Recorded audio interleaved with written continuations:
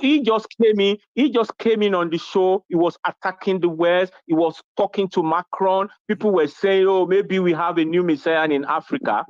But when he started going to US, when he started supporting their rubbish deal to send his own policemen to go and die a useless death in Haiti, so I knew that something was in the offing. Honestly. He's not the guy, he's not the Messiah. Now he's crying that the NGOs are taking over his country. They are the ones sponsoring protests now. So he's about to them, I think. He's a very stupid man. He's a very stupid man. He actually taught the so-called the normal playbook which all these corrupt African leaders do. Okay, they want to have an uprising. Let's crush them. Yes. Once we kill them, we annihilate them. They will input fear into them, and then they will cow. But that just completely failed. So it's just like a dying man, just like a sinking man that is just looking for anything to hang on to. He was just trying to hang on to anything. He's just a foolish man. But the way I just thank God is that Kenyans, Africans are actually waking up, and the Gen Z are actually like, okay, the leaders, the millennials, they have failed us. We must not fail ourselves. Because the future belongs to the youth. The future normally the future belongs to them. Nobody cares about anybody's future. Nobody cares about them. Nobody cares about them. So they use all sorts of nonsense. You are not respecting us. You are not. They use also all those nonsense to gaslight them, to annihilate them, and calling on the Kano people a whole imam, and that's what they do. Sir. Yeah, I saw it. But this time around, my prayer is that all these their gimmicks will just fail. They must taste the bitter pill of their poison. They must be able to taste it this time around, because many of them are now coming out. Imagine Senator Ndume and all those ones. These people, you are not taking care of them. We've been telling you. But the question is, you two were part of them. They need to be caring. Now, what they want to do is to exonerate themselves because they know that anarchy looms. And they know that somewhere, people are writing names of those that should fill these bitter pills. So they now want to call, they want to do like double agents. All the double agents, they want to. Okay, so you won't really say, now I spoke out to. Don't touch me. I said to, don't touch me, At least I was sincere. I spoke out for you. Please, let me keep my own. That is just what they are trying to do. All of them are the same. I will switch side when the shit hit the fan, truly, sir. That is the problem. Using big mouth. When the old chiefs are down, sir, if it gets to that stage, you see so many of them begin to switch their mouth and say, oh, we need to listen to our people. Oh, this is true. This country is not moving forward. But first, they will do everything to suppress it. And that's what they are doing now. Suppress it. Stop them. They're trying. Oh, yeah. They will meet their Waterloo. We are counting the hour. We are counting the days. It's just a matter of time, Baba. Thank you so much. Namesake there for that. I'm going to. I think we have a problem. Can you even believe that? That despite the line that should be as kind of open as it should be, just turned off now. Give me a minute. Let me give it some juice. I'll be back. Don't go anywhere yet. Okay.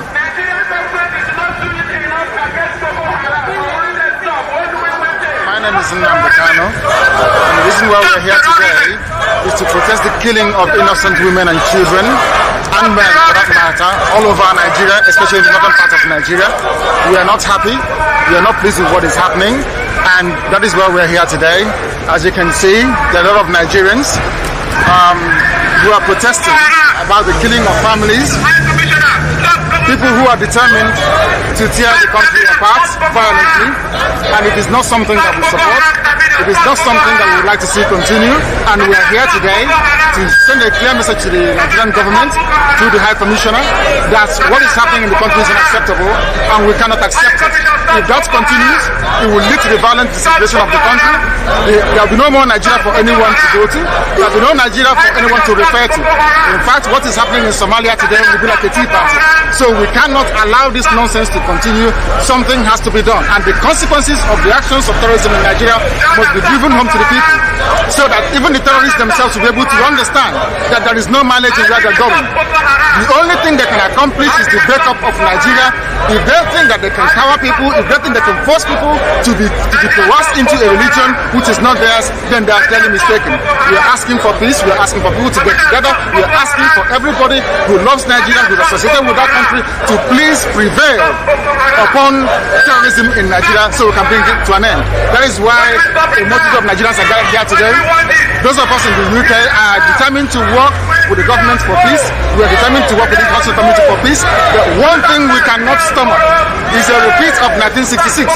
What is happening today in Nigeria was the reason why Nigeria fought a bitter civil war for 3 years between 1967 and 1970. If this continues, there will be another civil war in Nigeria. And this time around, no place will be safe in Nigeria. This time around, nobody will be safe in Nigeria. So it is imperative that everybody who has the interest of the country at heart acts now and immediately to stop this nonsense from continuing. Oyedu Aiko, Omeri Onindizu, Oniya, Abakare, Mama Naora, Unapuri Meri Nandi win the war. Python that's one, Python that's two, now Python that's a three. Unapuri Meri Nandi win the war. Python that's one, Python that's two. Na Python that's the three. Unapuri Meri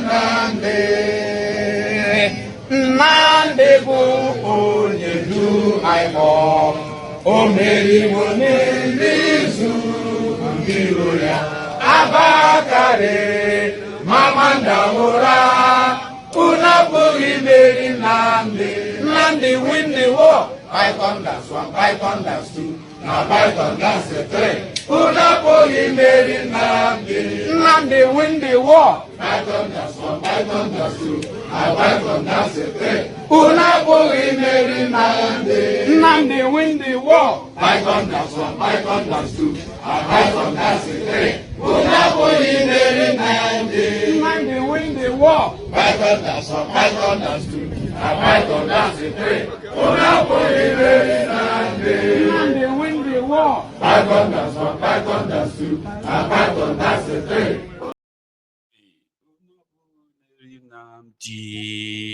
I have a caller, and I think I got it back up. Okay, hello. Hello, good afternoon, sir. Oh, good afternoon to you. It's Idris, yeah?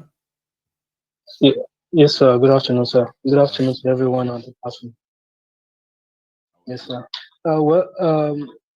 Firstly, I will keep thanking you for the enlightenment always and for the book that you are reading. Thanks.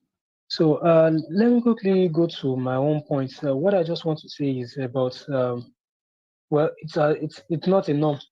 It's something that normally happens, and it's just about the corruption that has been embedded in the country. About how if you are not dining and whining with the kleptomanic politicians, you will not get to the hem of affair. I come across this morning while listening to the newspaper review. I saw them saying about this lady that was under the probe of EFCC. That was this lady Beta Edu. Yes. That what happened? That Plateau building that collapsed. So she sympathized on her social handle, and she actually used the letterheaded paper. I mean the letterheaded thing of that Office of Humanitarian Affairs. So the thing just cracked me up.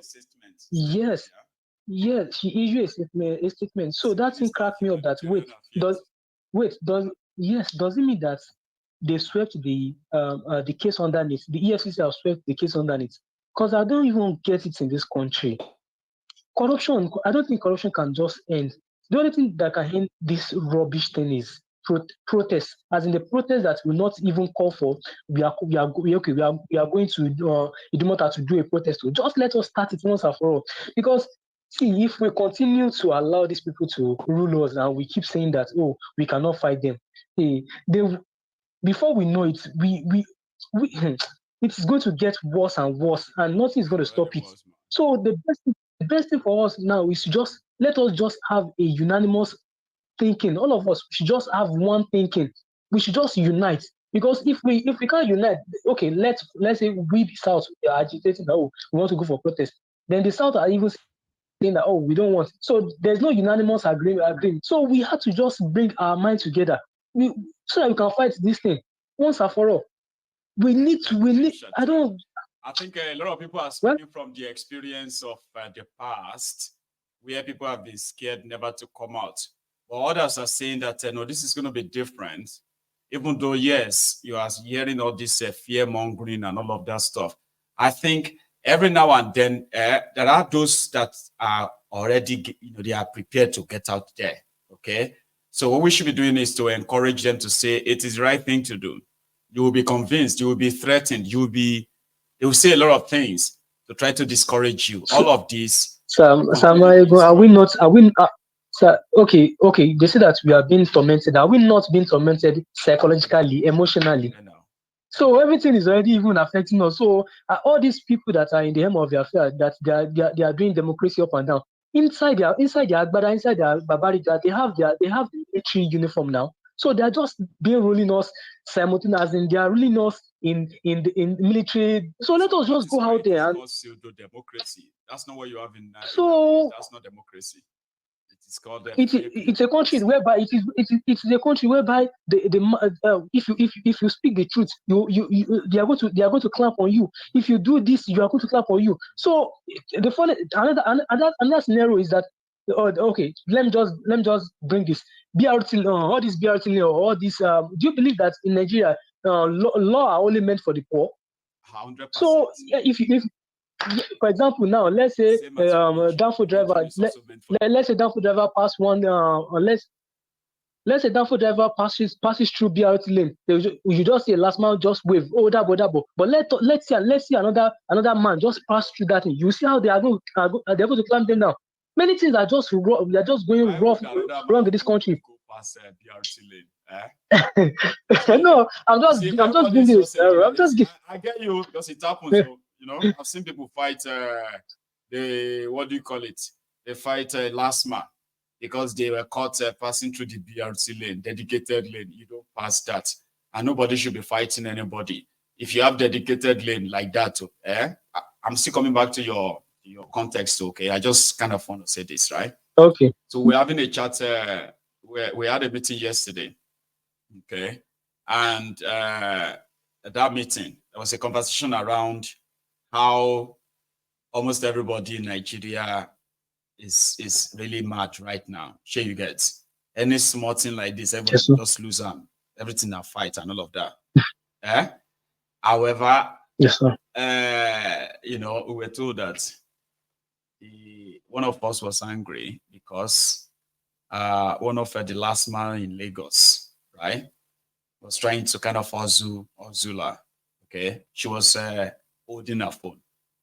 She said she wasn't using the phone, but the last man sort of clocked her with the phone, and as usual, want to obtain her, and she just like Abby with it near Abby, like that. Anyway, she left. I said, now if you are too soft, that's how they will take advantage of you. Then I was like, well, normal, you're not supposed to hold your phone when you are driving now. So, well, this is Nigeria, Daddy. I'm not using it. I was like, even me waiting here.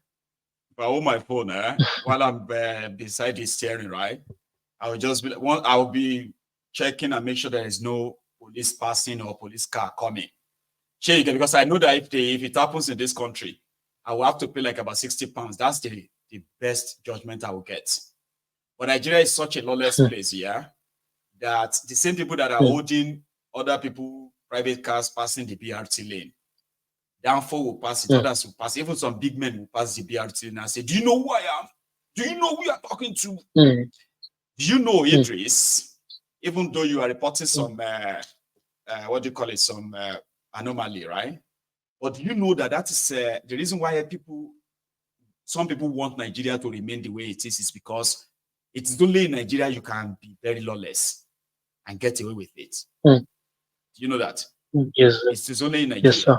And for this reason alone, where one MC Oluero and his gang, they can violate any law, right? But they will get away. But they don't want you to even try, okay?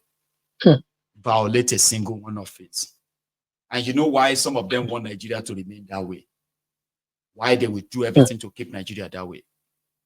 Nigeria is the only country that I know of, okay?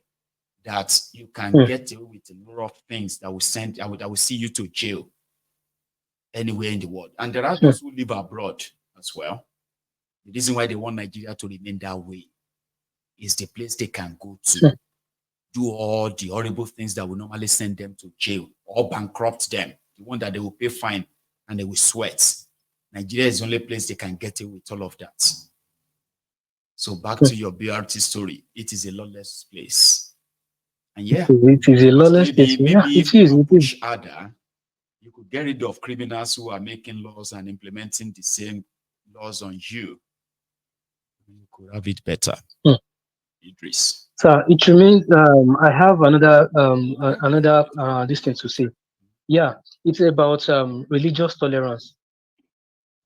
Religious tolerance, as in, what I mean is not about being. What I mean is that, let's say you are in a public. I need your advice on this. You are in a probably, I'm in Memorial right now, or in the public transport, and probably, and you are still hungry. Everybody, you know. Then someone just come up with a prayer, or as in evangelism stuff like that inside the public transport. I just need your advice because you have been my mentor. Is he allowed to just say, please, can you just have a decorum?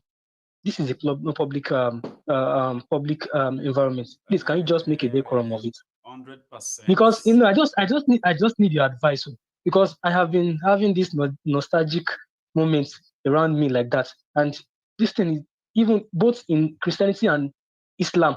You just see Solo and Nabi Kerim, something like that. As in, I'll just say, public transport, Lena. Why can't you just keep a document? So I just need your advice, because in this country, everybody's mad. Everybody's mad already. You just need my opinion. Just my advice, if I should advise you, mine is that when you tell somebody who is disturbing you with this, their religious this or that, if you tell them once, tell them twice, third time punch them, that would be an advice. Or an opinion on the matter, which can also serve as an advice how you act, is that those people are not religious people. Idris, you see those people that come and do evangelism in the car park, they are not winning any soul by just forget it. Right? It is a long-time technique developed by people who are begging for money, extortionists, lazy bums. They don't like you to call them that. Right? Since they can carry the Bible, cram some verses and chapters, and speak directly to what is mostly concerning a lot of you. Everybody is worried about what is going to, where they were going, about this finance, about that rent, about this, about that. So somebody who is also suffering same can then begin to come and start shouting heaven, hell, prosperity, heaven, safety, security, money, all of that in your ear, just screaming. Only later to ask you to give whatever you have to God. And sometimes people will give you money, 100 naira, 200 naira, 500 naira. They'll go to the next boss. They'll go to the next one. Those are not doing that because of the forget it. So normal, if whatever you feel towards them, as a religious person that you might be, you are not wrong. Those are extortionists. Because I believe that if you want to preach to me, I need to understand what you're preaching. No, So I don't want to. No, they need your permission. Anybody, you see, when somebody wants to preach to you, the first question is, please, can I have 5 minutes of your time? Or that place they don't ask. It is all begging reformatted. They know that if they use the name of God, a lot of you fear God, than you fear than you fear bullets. So because of this, they can drop it. And some people are very good. You know, some people are very good in talking you into something that will begin to say,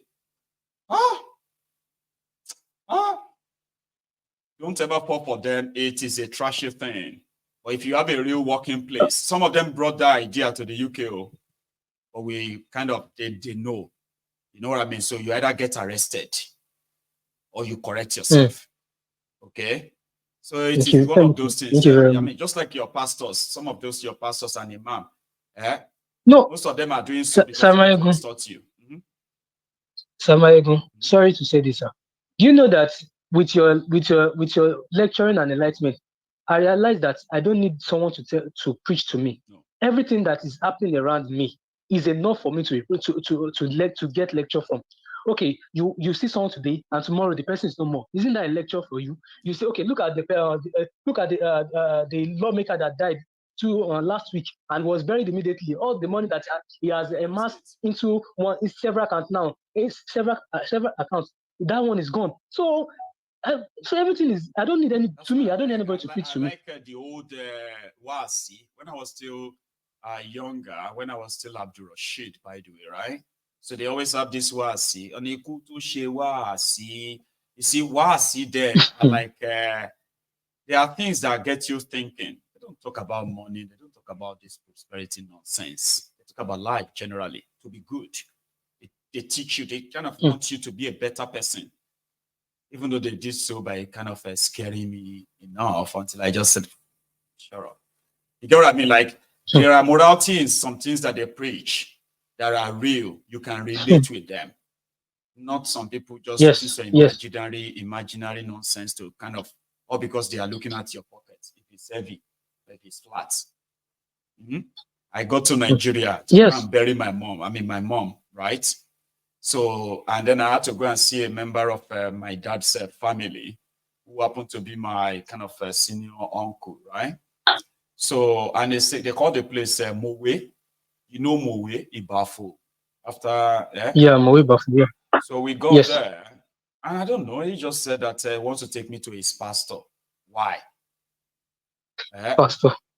I don't know, because, you know, I come from, what do you call it, polygamous home myself, right? So my dad